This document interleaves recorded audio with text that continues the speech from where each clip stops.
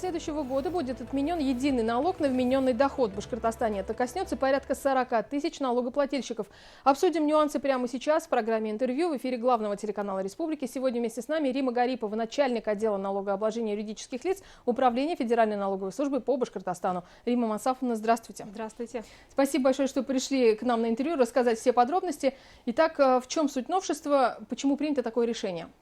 Ну, давайте начнем с того, что решение об отмене единого налога на вмененный доход, или ЕНВД, оно принято еще в далеком 2012 году. Затем решение было продлено в 2016 году, и таким образом мы уже действительно подошли к тому, что с 1 января 2021 года ЕНВД отменяется. Что делать налогоплательщикам? Какие варианты альтернативные есть по налогообложению? Вот ваши рекомендации, пожалуйста. Да, действительно, все налогоплательщики НВД с 1 января 2021 года именно как плательщики НВД будут сняты с учета, и поэтому им необходимо до конца года определиться, на каком режиме налогообложения они планируют в дальнейшем работать. То есть это могут быть специальные налоговые режимы, ну, либо если не выбран специальный налоговый режим, то это общий режим налогообложения. Специальными налоговыми режимами у нас являются упрощенная система налогообложения, упрощенка, единый сельскохозяйственный налог, ЕСХН. Далее, значит, эти два режима могут применять как организации, так и индивидуальные предприниматели. А следующие два режима, они могут быть применены только предпринимателями. Это патент и налог на профессиональный доход, который у нас введен, да, с этого года. Таким образом, вот до конца года необходимо определиться, либо применяет плательщик специальный налоговый режим, либо он переходит на общий режим налогообложения. Как правильно сделать выбор? Но для того, чтобы сделать выбор, необходимо понимать, во-первых, какой у тебя вид деятельности, то есть какой бизнес.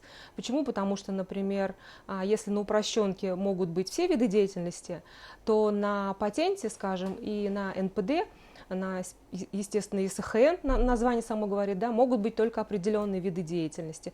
То есть изначально плательщик должен понимать, какой режим налогообложения ему подходит. Далее также существенно, имеются ли работники, потому что количество работников по некоторым спецрежимам является, ограничено определенным количеством работников. Ну и, конечно, надо понимать вообще общие параметры деятельности, то есть доходы, расходы, насколько можно, допустим, посчитать расходы.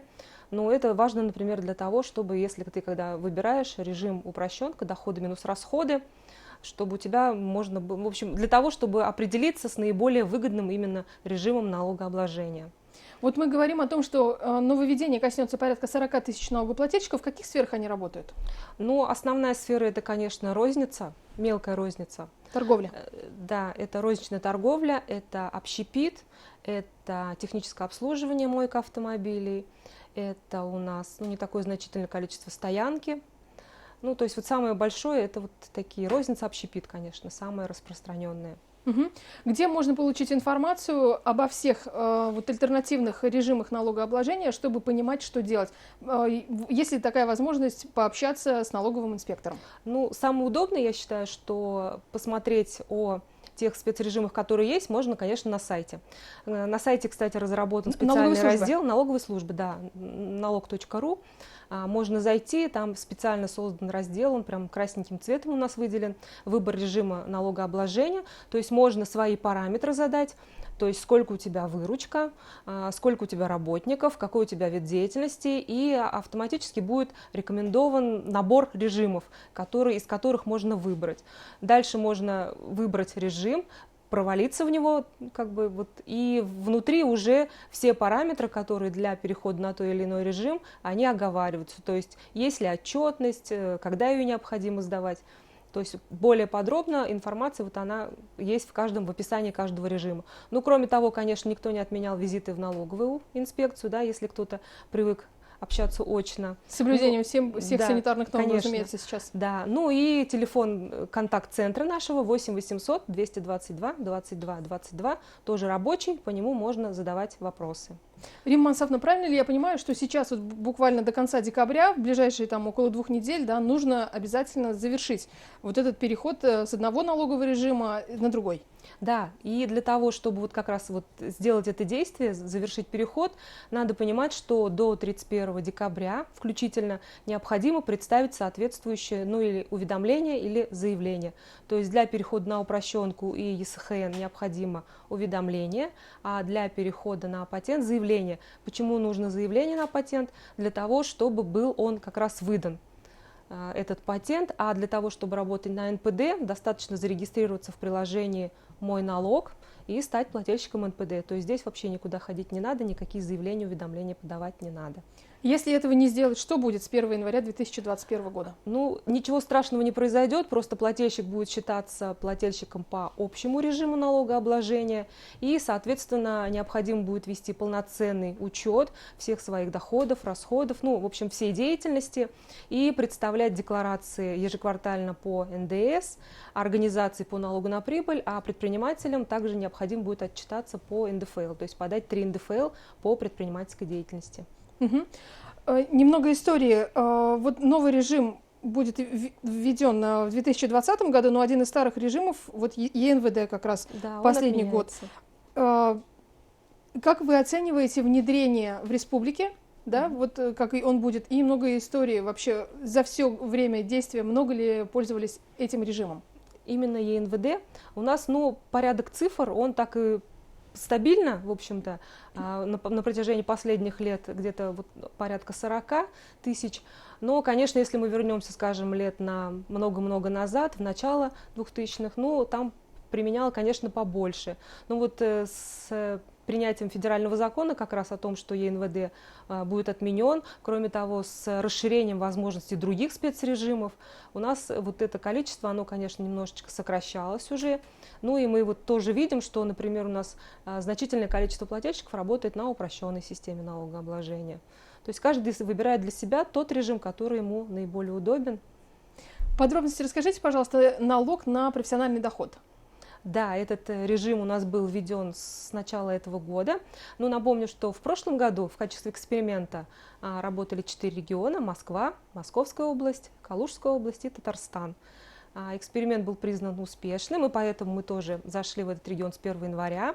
Ну и, кстати, все регионы Российской Федерации, они уже работают с применением этого режима. К 1 ноября уже все регионы работают с применением этого режима.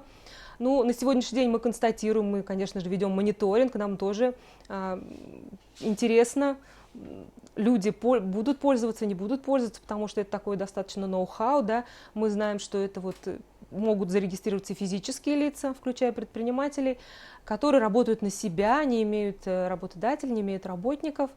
Ну, то есть это достаточно такой привлекательный режим, особенно для тех молодых, которые только-только вступают вот в деятельность и пробуют свои силы. И вот статистика показывает, что порядка 35 тысяч жителей республики у нас зарегистрировались и работают с применением этого режима, а именно на территории республики это порядка 29 тысяч.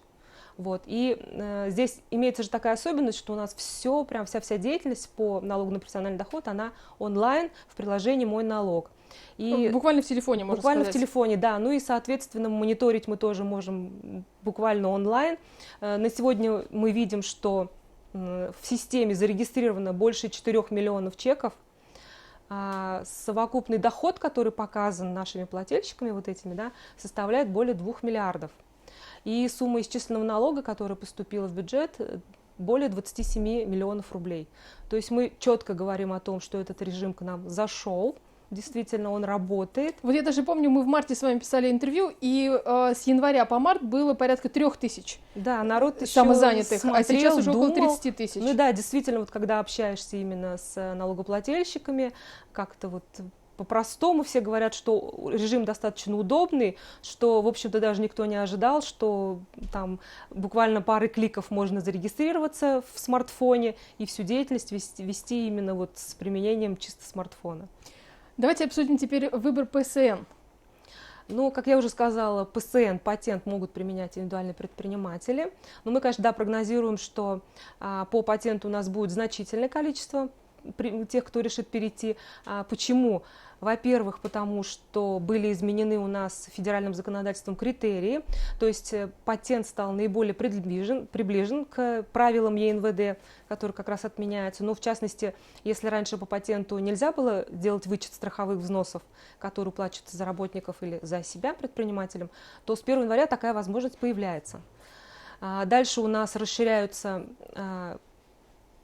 площадь, с которой можно применять патент, то есть раньше ограничение было 50 метров по рознице общепиту, теперь это 150 метров. То есть практически это то же самое, что и ЕНВД, только единственное, что здесь каждый регион устанавливает свои правила, устанавливает размеры потенциально возможного годового дохода. То есть на сегодняшний день мы пока работаем, конечно, по старому закону нашему Республики Башкортостан. Там у нас 68 видов деятельности. Но, конечно, мы вот в связи с тем, что, как я уже сказала, федеральным законодательством были уточнены виды деятельности, расширены, и регионам предоставлены вот права по установлению дополнительных видов деятельности и размеров дохода. На сегодняшний день мы, конечно, ждем, ну и прорабатываем совместно с Министерством финансов, с Госкомитетом именно новый закон, который, скорее всего, вступит, ну, мы ожидаем, что с 1 апреля. А на сегодняшний день имеются переходные положения, чтобы не ущемлять права тех, кто до 1 января не имел права перейти на патент. Предусмотрены переходные положения по нескольким видам деятельности. Это розница, стоянка, это техническое обслуживание, ремонт автомобилей, как раз вот виды деятельности, для которых в первом квартале все-таки возможно применение патента. Но сразу оговорюсь, что патент, конечно, могут применять те, у кого не превышено ограничение по выручке 60 миллионов и численность не более 15 человек. Ну и мы еще успеваем с вами обсудить налоговые каникулы.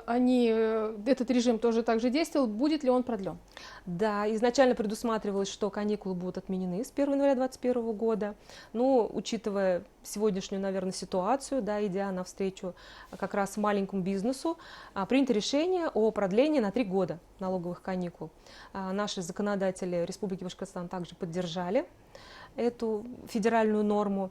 Каникулы продлены. Востребовано среди налогоплательщиков? Да, достаточно востребовано. У нас, например, за 2019 год около 1000 молодых предпринимателей как раз заявили эту льготу.